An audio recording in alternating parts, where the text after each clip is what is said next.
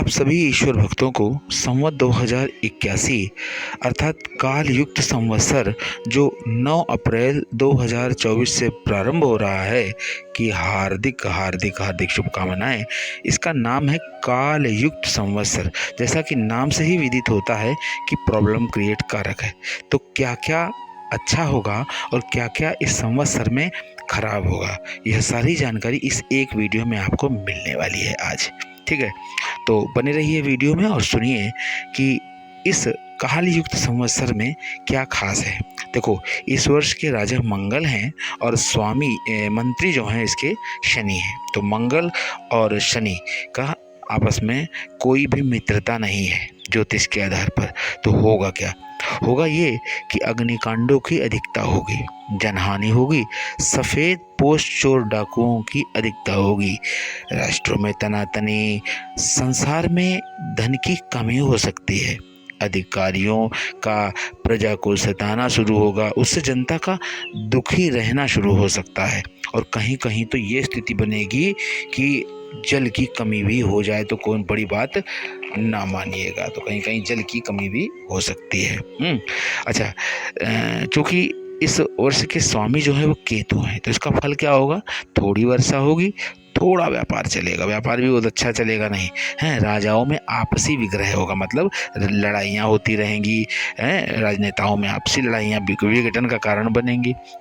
चैत्र और वैशाख में कोई कष्ट मिल सकता है। ये जो महीने 2 महीने होंगे यानी मार्च और अप्रैल में, इसमें भारी कष्ट मिलने की संभावना बनेगी देश में कई लोगों को। उत्तर देश में देश भंग हो सकता है। उत्तर भारत के उत्तर में जो देश है वहाँ देश के भंग होने की स्थितियाँ बनती हैं। और धान्य का संग्रह अगर आप करते हो तो ज्येष्ठ में करिएगा, उचित रहेगा, फायदेमंद। देखो, हम कुछ व्यापार की बातें भी आपको बता दे रहे हैं साथ ही, ताकि आप जो है इस तरफ भी थोड़ा ध्यान देंगे तो हो सकता है आगे आने वाला समय कुछ राहत की सांस दे दे आपको। क्योंकि धान्य में 6 गुना लाभ मिलने की संभावना बनती ज्योतिष के आधार पर दिख रही है। आषाढ़ में थोड़ा मेघ होगा, यानी पानी कम बरसेगा, जनता दुखी होगी इस मामले में। और मार्गशीर्ष का महीना जो आएगा वो कष्टकारक होगा। मार्गशीर्ष का महीना समझते हैं? नवंबर दिसंबर का महीने की बात हम कर रहे हैं, ठीक है। और श्रावण में पानी ज़्यादा बरसेगा। श्रावण के महीने का मतलब समझ रहे हैं? श्रावण का महीना होगा जुलाई अगस्त, इसमें महामेघ पानी की बरसात हो सकती है ज़्यादा। अब अन्न भाव की बात करें तो अन्न भाव सम रहेंगे। भाद्रपद में ओले बरस सकते हैं। भाद्रपद का महीना कौन सा कहलाएगा आपके लिए? भाद्रपद का महीना कहलाता है अगस्त और सितंबर का महीना। उस समय में ओलावृष्टि, निखंड वृष्टि हो सकती है। और अन्न का जो है अकाल भी पड़ सकता है। और उत्पाद तो कई सारे हो सकते हैं। अश्विन में रोग होंगे। अश्विन का महीना कौन सा है? थोड़ा सावधान रखेंगे तो समझदारी से काम हो जाएगा। सितंबर अक्टूबर का महीना अश्विन का महीना कहलाता है, तो इस समय रोग की अधिकता रहेगी, तो थोड़ा सावधानी रखिएगा। तो योग और व्यायाम की तरफ विशेष ध्यान देना पड़ेगा। दे देंगे तो आप लाभ प्राप्त कर लेंगे इस वर्ष। शीतलादि विकार, जो शीत और गर्मी से होने वाले जो विकार है ना, वो पैदा होंगे आपके। रस हैं, सभी रस, जितने प्रकार के रस हैं वो सब सस्ते हो सकते हैं। सभी धातुएं सस्ती होने की संभावना उधर बन रही है।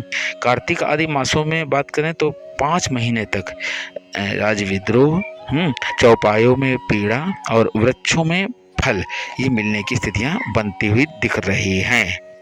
चौपायों का मतलब समझते हैं? जानवरों में, जो आपने जानवर पाल रखे हैं, यानी कि गाय भैंस आदि, इनमें, और कुत्ता आदि पाल रखा है अगर आपने, उनको भी कोई कष्ट मिलने की संभावना। और वृक्षों में फल मिल सकते हैं आपको इस समय में, ठीक है।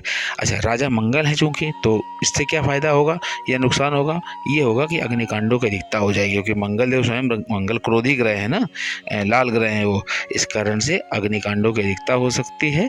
और अभी हमने आपको पहले भी बताया हुआ है कि इस समय जो है राष्ट्रों में तनातनी, प्रजा को कष्ट हो सकता है, शारीरिक ब्लड संबंधित प्रॉब्लम्स होने की संभावना, और राज्य से पीड़ा मिलने की स्थितियां बनती हुई दिख रही हैं। और मंत्री श्री का हमने बताया आपको पर कि संसार में धन की कमी होगी, राष्ट्र नायकों की उद्दंड वृत्ति होगी, ना अपने आगे किसी के सुनेंगे नहीं, ठीक है। अधिकारियों को प्रजा को सताना जारी रहेगा इस समय में। समझ रहे हैं आप बात हमारी? प्रॉब्लम्स क्रिएटिव ये वर्ष हरेंगे। ईश्वर का भजन पूजन करेंगे तो लाभ मिलेगा, ठीक है।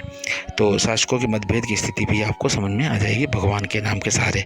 इसीलिए तो मैं आपसे कह रहा हूँ लगातार कि नमः शिवाय महामंत्र लेखन जो है 1.25 करोड़ की संख्या शुरू कर दीजिए। यह समय उचित है क्योंकि इस समय विश्व समुदाय परेशान होने की स्थितियों में आ रहा है धीरे धीरे। तो यदि आप इस तरफ थोड़ा ध्यान देंगे तो एक तो ईश्वर के प्रति आपकी श्रद्धा जागृत होगी और दूसरा ईश्वर का आपको आशीर्वाद भी प्राप्त होगा। 2 चीज़ें एक साथ हो जाएंगी आपके लिए, ठीक है ना। तो हमारी तरफ से भाई आग्रह रहेगा, बाकी करना ना करना सब आपका ही है। आगे बात करें तो जगन लग्न के हिसाब से लग्नेश गुरु सूर्य के साथ पंचम भाव में शनि से दृष्ट हैं। भारत के पड़ोसी खाड़ी देशों में, अमेरिका के किसी प्रांत में प्राकृतिक आपदा से जन धन की हानि होने की संभावना बनती है। देखो, हम देश विदेश की सारी बातें आपके सामने रख रहे हैं। आप अगर भारत में हैं तो और बाहर हैं कहीं पर भी तब भी दोनों स्थितियों आपके लिए हैं। चतुर्थ भाव में बुध नीच, शुक्र उच्चस्थ राहु के साथ होने से भारत के कुछ स्थानों में आतंकी घटनाओं से भी समस्याएं आ सकती हैं। पंचम भाव में सूर्य उच्चस्थ है। तो क्या होगा, शनि की अशुभ दृष्टि से विश्व का राजनीतिक वातावरण संघर्षपूर्ण हो जाएगा। हाँ, यूरोपीय देशों में मुद्रा अवमूल्यन के कारण आर्थिक मंदी का वातावरण रहेगा। अधिकांश यूरोपीय देश भारत और उसके पड़ोसी देशों में व्यापार बढ़ाने की प्रतिस्पर्धा में शामिल हो सकते हैं। हाँ, एक बात और बता दें कि मेष, कर्क, वृश्चिक, मकर, कुंभ और मीन राशि वाले जो भी देश हैं ये अगर आपको ना मालूम है तो हमने डिस्क्रिप्शन में पूरा राशि का एक वो चार्ट दे रखा है, उसमें से आप निकाल लीजिएगा कि मेष राशि के कौन से देश हैं, कर्क राशि के, वृश्चिक राशि के, मकर और कुंभ और मीन राशियों के। क्योंकि राशि के देश बताएंगे तब तो काफ़ी लंबा वीडियो हो जाएगा, कोई औचित्य नहीं। आप अपने हिसाब से आप भी थोड़ी मेहनत कीजिए। तो इन देशों को आर्थिक, सामाजिक और राजनीतिक दृष्टि से विशेष प्रॉब्लम यानी समस्याओं को झेलना पड़ सकता है, इसलिए थोड़ा वो लोग सावधान रहें। कहीं असामाजिक जो हैं और कहीं पर आतंकी गतिविधियां हो सकती हैं, कहीं बाढ़, कहीं भूकंप, समुद्री तूफान और जिसको बोलते हैं कि दरारें पड़ जाना धरती में, इस तरीके का भी जो समस्याएं प्राकृतिक प्रकोप से जनधन की हानि होने की संभावना बन रही है। थोड़ा सावधानी आवश्यक है। ईश्वर का सानिध्य प्राप्त करेंगे तो संभव है कि कुछ बचाव हो भी जाए। वर्ष देखो, बचाने वाला वही है और डुबोने वाला भी वही है। तो क्यों ना, जब बचाने और डुबोने वाला वही है तो उसी का सहारा लिया जाए भाई। वर्ष लग्न के अनुसार सूर्य, चंद्र, राहु से ग्रहण योग में, अतः विश्व के जो नियम नीतियों का बार बार उल्लंघन होगा। राहु की वजह से ग्रहण योग बन रहा है ना सूर्य चंद्र पर, इस कारण से बार बार नियम नीतियों में बार बार उल्लंघन होगा। गुरु पर शनि की दृष्टि होने के कारण पूर्वोत्तर भागों में प्राकृतिक विपत्तियां पैदा होंगी। विश्व व्यापार में परिवर्तन बनकर सुधार होने पर भी अनेक राष्ट्रों में महंगाई, बेरोजगारी की समस्याएं रहेंगी। देश की वैज्ञानिक ज्ञान प्रतिभा का विश्व पर प्रभाव तो पड़ेगा ही पड़ेगा। इस वर्ष औद्योगिक विकास के कार्यों में गिरावट भी आएगी, परंतु ठीक है ना, मिथुन लग्न में वर्ष का प्रवेश हुआ है। बुध राहु के साथ है एवं नीचस्थ होने से उग्रवाद और आतंकी गतिविधियां या ताकतें विश्व के हर भूभाग, हर प्रदेश में प्रॉब्लम क्रिएट करेंगी ही करेंगी। वाहन दुर्घटनाएं, हवाई जहाज की दुर्घटना होने से प्रजा में भय की वृद्धि हो सकती है। शनि मंगल की युति से प्राकृतिक आपदाएं आएंगी। अग्निकांडों की घटनाएं घटित होंगी। दशम भाव में राहु सूर्य के प्रभाव से कुछ राष्ट्र प्रदेशों में सत्ता परिवर्तन, विघटन आदि के योग हैं। आर्द्रा प्रवेशांक के विचार से आर्द्रा का प्रवेश कर्क लग्न में हो रहा है। सूर्य के साथ बुध शुक्र होने से वर्षा काल में अधिकांश भागों में वर्षा सामान्य होगी। उत्तर दक्षिणी भागों में सामान्य से अधिक वर्षा हो सकती है। थोड़ा सावधानी जरूरी है। देखिए, पश्चिम वायव्य कोण में वर्षा अच्छी होगी। पश्चिम वायव्य कोण समझना है, वायव्य कोण मतलब नॉर्थ और वेस्ट का जो कॉर्नर है उस तरफ के जो देश हैं भारत के, वहाँ प्रॉब्लम हो सकती है। वर्षा से जो है, जब पानी अधिक होगा तो जो खेतों की कृषि की क्षति हो सकती है, तो वो भी प्रॉब्लम बड़ी होगी। ईशान कोण में वर्षा अधिक होगी, यानी नॉर्थ ईस्ट के जितने भी देश हैं उनमें पानी अधिक बरसेगा, तो नैऋत्य के में असामान्य वर्षा से अति वर्षा होगी। कभी कभी नैऋत्य कोण में, नैऋत्य कोण कौन सा कहलाएगा? वेस्ट एंड साउथ वेस्ट का जो कॉर्नर की तरफ जो देश प्रदेश हैं उनमें बड़ी ये असामान्य वर्षा हो की संभावना बनेगी। और हाँ, लग्न चूंकि शरद धान्य का जो विचार से लग्न धनु है, तो स्वामी षष्ठ भाव में सूर्य के साथ हैं, छठे भाव में धनु लग्न के स्वामी पहुंच गए हैं यानी गुरु। अतः शारदीय फसल की उत्पत्ति पर्याप्त होगी।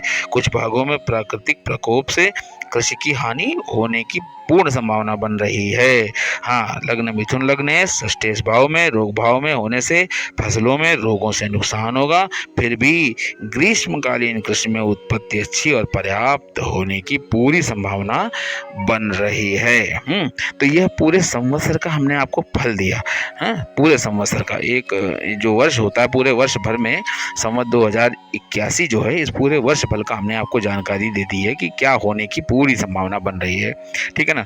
अगर आप इस वीडियो को हमारी 1,00,000 2 लाख पहुंचा देते हैं तो हम आपको मंथली जो प्रॉब्लम्स आएंगी या अच्छे बातें होंगी उसको भी हम आपके सामने उजागर करते रहेंगे, ताकि आप सावधान रहें और पूर्ण रूप से, पूर्ण मनोयोग से ईश्वर के प्रति और अपने बचाव के प्रति सावधान रह करके कार्य करेंगे तो लाभ भी अवश्य ही मिलेगा। ठीक है, तो फिर मिलते हैं अगले वीडियो में। यह वीडियो कैसा लगा इसके बारे में जरूर बताइएगा। नमः शिवाय।